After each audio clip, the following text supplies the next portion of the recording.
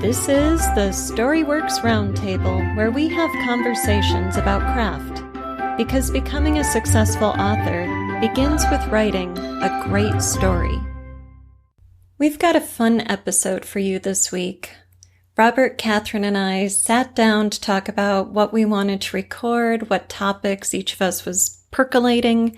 Well, we knew we owed you a mid-year check-in on our writing projects and on our progress, but we didn't want to just give you a status report. We wanted to go deeper than that. So we workshopped each other mastermind style. And not only was it fun, it was insightful. Now, the three of us have been talking for years, and I walked away from this session with insight I have never had before.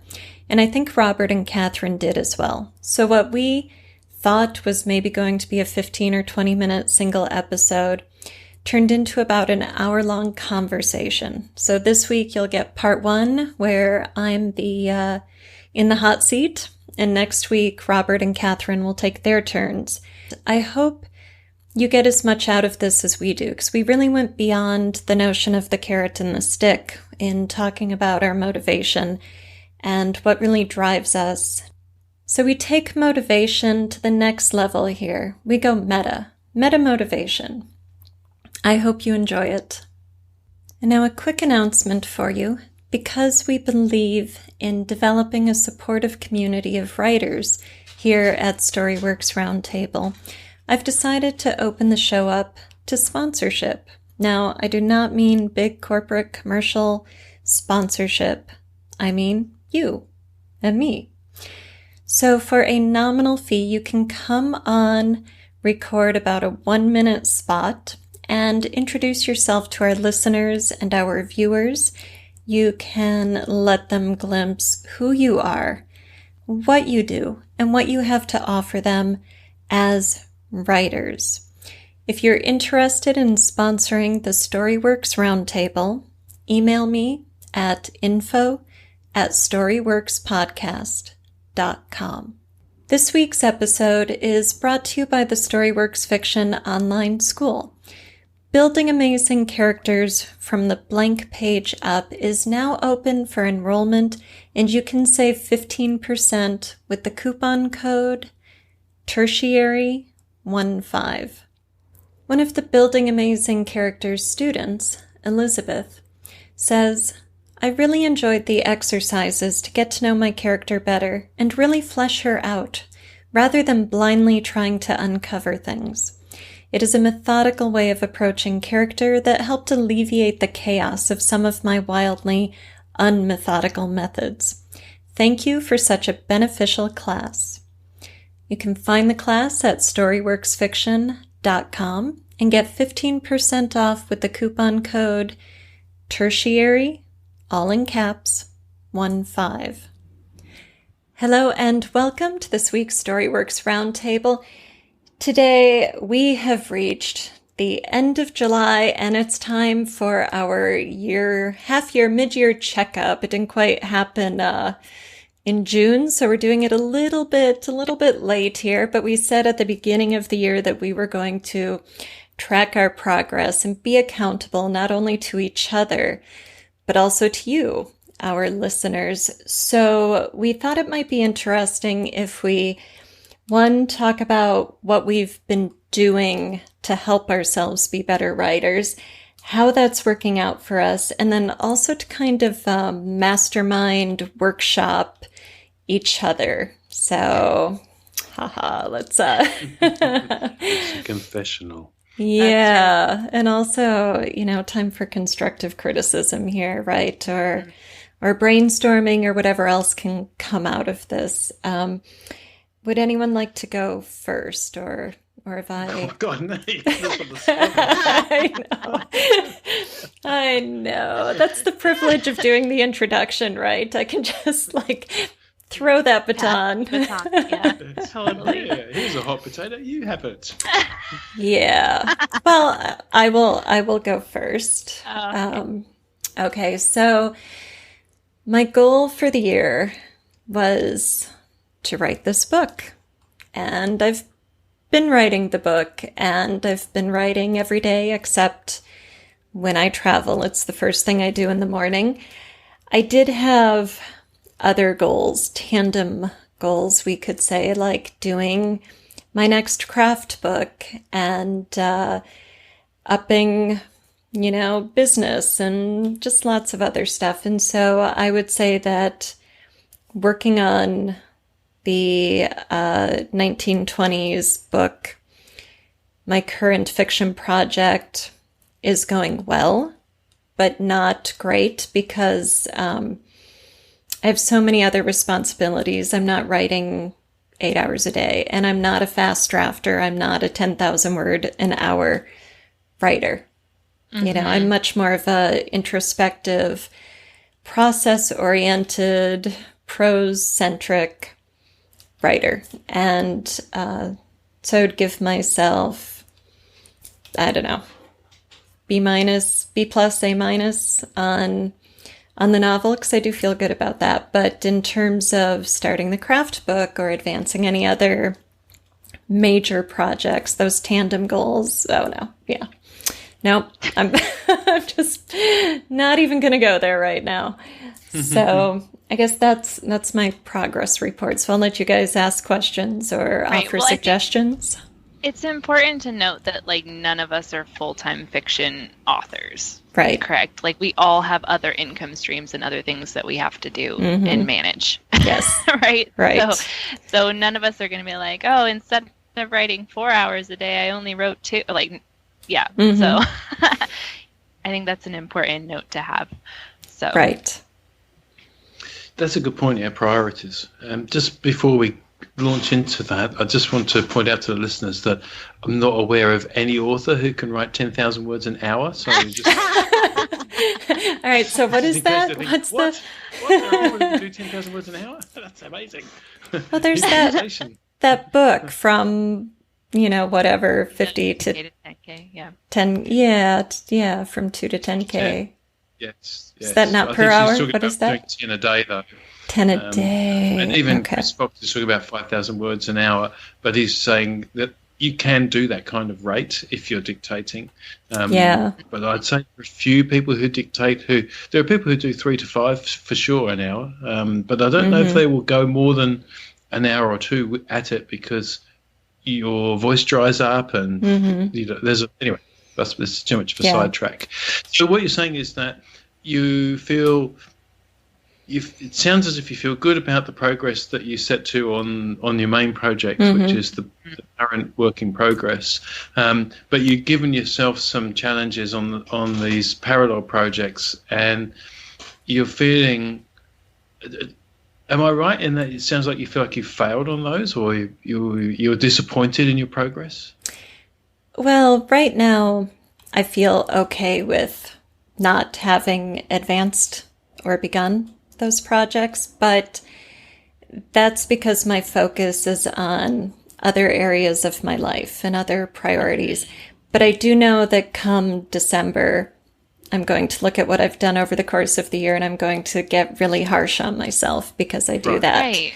We are our harshest critics, right? Right. So when it's time for the year in review, and my birthday is right by New Year's, so I don't get to do it twice in a year. It all comes at once. So, it's sort of like, oh man, it's New Year's and I'm a year older and I'm doing my year in review, and all of that assessment kind of comes at once. There's no second, start point for me, which shouldn't matter, but psychologically it seems to. What happens when things get really lost and they nag you really badly? Does that motivate you to get onto them, or do you put them off further? It depends on the project and also on its priority level in my life, so the craft book, I'm feeling the urge to do it. And I know from my life experience, from how I function, that when I start feeling this urge to sit down and do something, the time is coming. And I'm not going to be forcing myself to do it. I'm not going to be trying to wedge it into my life. It's going to feel just organic, like its time has come and I'm ready for it, and it's going to have some flow. So I'm not quite ready to sit down and open a brand new Scrivener document and make it happen yet, but I'm getting the push, and part of it is I live in a very seasonal part of the country. And so when summer hits, there's a lot I want to do, camping and kayaking and cycling and hiking, and that all takes time. So, there is a seasonal thing where come winter, it's easy to hole up and it's easy to sit at the computer or the notebook. And in the summer, it's not. So I need to give myself space to allow for those other priorities, and that's part of why I'm not getting upset at myself for not starting project B, C, and D. Well, not yet, but it sounds like you're planning to. I know, right? Yeah. Right. Well, everything has its season, right? So come winter, if I haven't made progress on these other projects, then I'll start flogging myself. Right. But right now I'm having too much fun for that. Right. Yeah. So would you sit down and try and reevaluate like when you should start that then, like rather than just being like, oh, I'm going to hopefully get something done on that? Are you going to set some sort of a timeline or goal for yourself for like, okay, as soon as I know summer's mostly over, like this is what's going to happen? Or well, now I am. That's a really good idea, Kathryn. I should do that. In the past, when I've made calendars, usually at New Year's, planning for the year ahead, they go out the window so fast that I've decided they're rather pointless. But I do like the idea of doing at least like a 3-month plan of saying, what's reasonable and what do I really want to work on? The priority thing, Robert, you mentioned priorities. That's something I'm processing a lot. And it's not just about writing, but it's all of it, So in my life, what are my priorities? And it's not useful to be critical of myself for prioritizing something in this category over something in that category when they're both really important. And if I prioritized all of these writing projects and business projects, there'd be no room in my life for anything else. Yeah. And part of the reason why I asked about, when things start backing up and you start flogging yourself about it, is to understand also where the motivation comes from. Because it sounds to me like your motivation doesn't necessarily come from the things that are undone or bothering you. Because I'm definitely motivated by moving away from pain. So when things start to really get horrible, I'll just bloody well get onto it, excuse the language, because it just becomes too painful to not. Right. And yet you could dangle exciting new projects in front of me all you like, and I probably won't do it because I'm more motivated by moving away from pain than I am towards pleasure. Whereas I'd say you're a bit the other way. You've got a bit of a mix by the sound of it. Right. You're more likely to be enticed by the new character book. Whereas for me, I probably wouldn't do that until someone rocks up and says, you said you were going to get that thing done by, September, and, and now you haven't. Oh, okay, shame me into it, would you?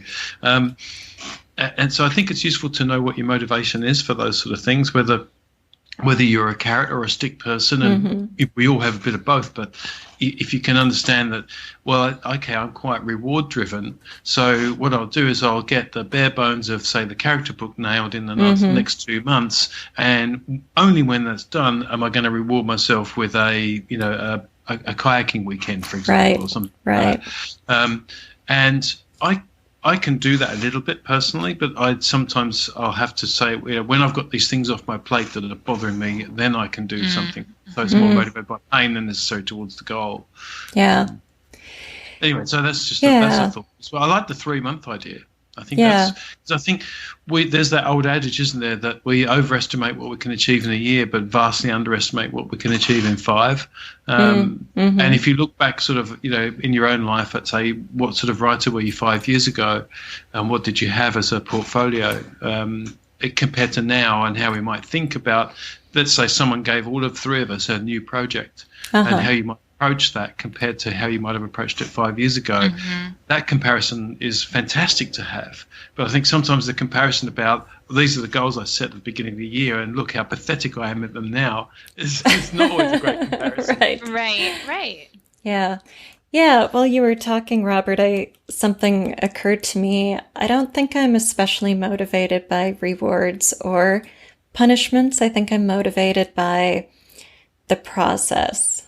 Because I'm not driven to make more money. I want more money, but that's not like an end goal. And I'm not worried about punishment because, nobody's grading me. Nobody's like, it's all on me. So if I want to remove a reward or a punishment, I can.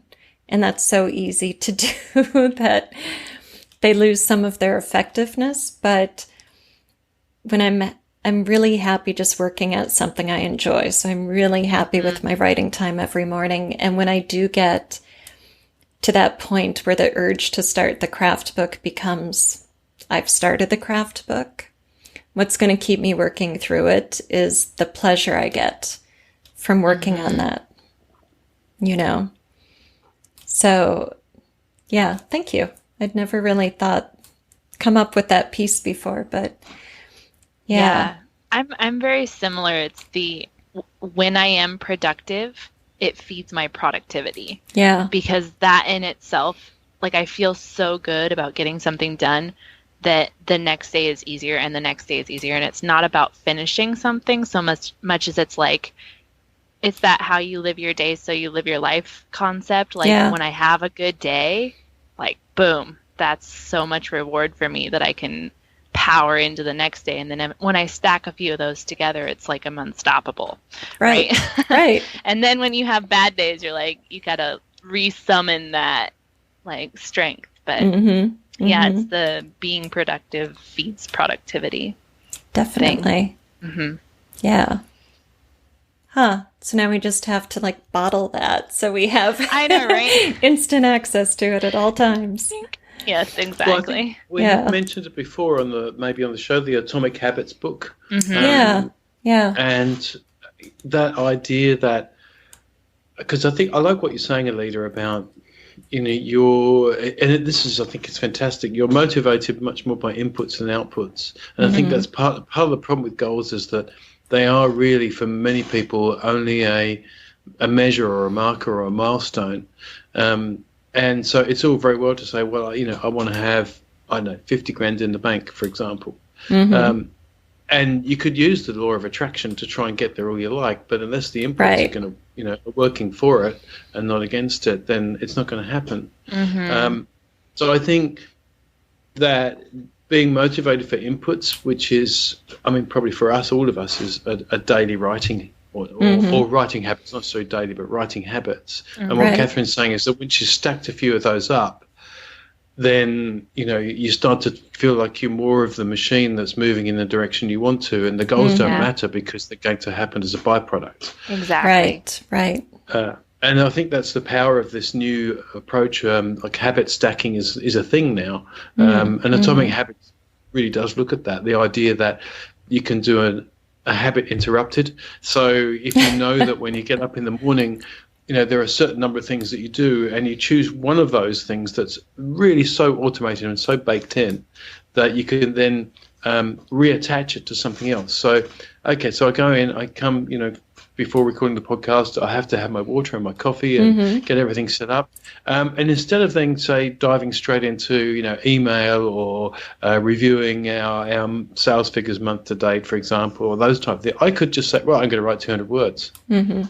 And that little habit success could be the thing that barrel rolls me into a goal that I'm frustrating about not hitting. So it sounds to me like, if you don't think that you're necessarily motivated by either big, hairy, audacious goals or the pain of not achieving one, but you're more motivated about daily process, then you should put all of your attention on daily process. Right. Or not daily, but not daily process is the wrong word, but process that you feel motivated by. Systems and processes. It's a great, make great it as shiny insight. as you can possibly make.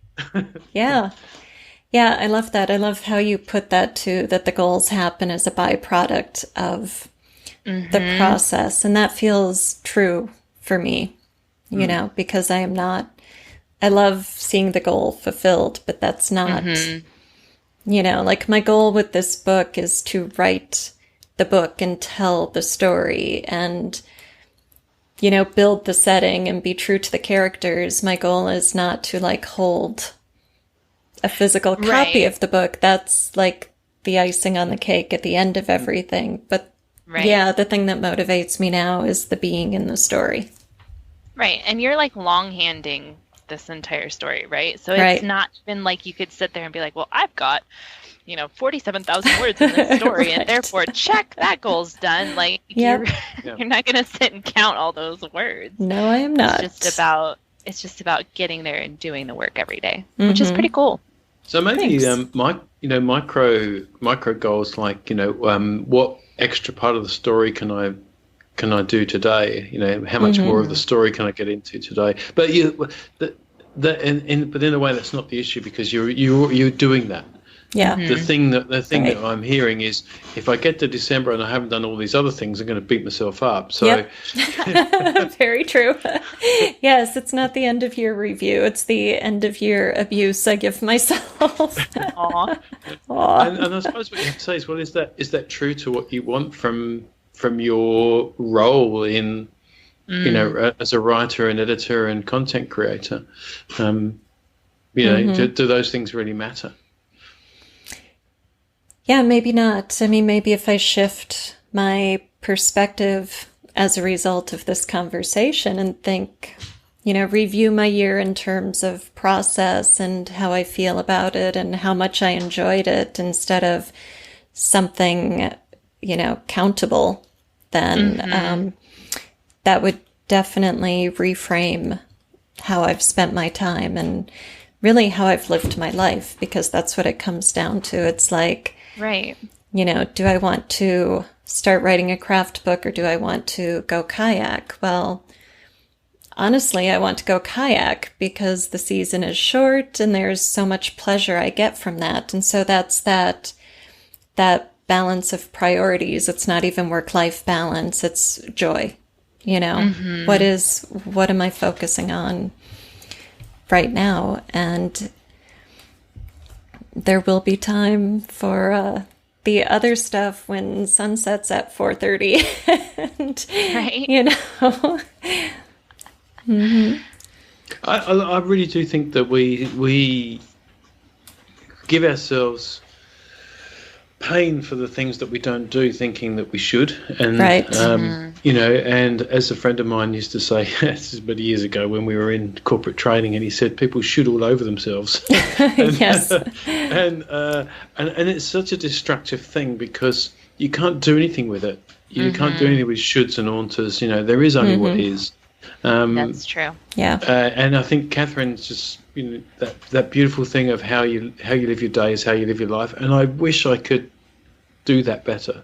But I think if there's one point of focus that would probably bring me joy much more, would be to know that I've done that every day. And whoa, that's a challenging thing. And I think, but it comes down to those writing habits as well. If you truly want to do this, books are big goals. They're projects. They're unwieldy. They have several phases. They can stymie you for years. And I think we beat ourselves up for not making progress.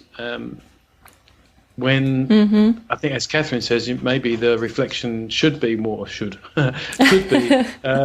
useful to say, well, is the day that I'm doing the day that I still want to have when I'm 70, 80, 90? Right. I mean, obviously physically it might be different, but you know what I mean? There's that. I used to live life so strongly on that I'll only be happy when. And it was very connected to material things. When I've sold this house, or when I've done this, or when I've got this particular car, or when I've changed my computer, and it took a really big jolt, personal, dramatic things, not trauma, but dramatic things to wake me up. That's where I started to focus much more on inputs rather than outputs. So I think what you're saying about process, Alida, is really huge. I think it's and it's been talked about before with like the daily habits and the habit stacking and the habits. So I think I need to go back to that as well. Thank you for listening to the Storyworks Roundtable. Find all our shows, show notes, and videos at storyworkspodcast.com. For the rest of this session, I'm going to be worried about the shape of my mouth and how my vocal cords are functioning. You're funny.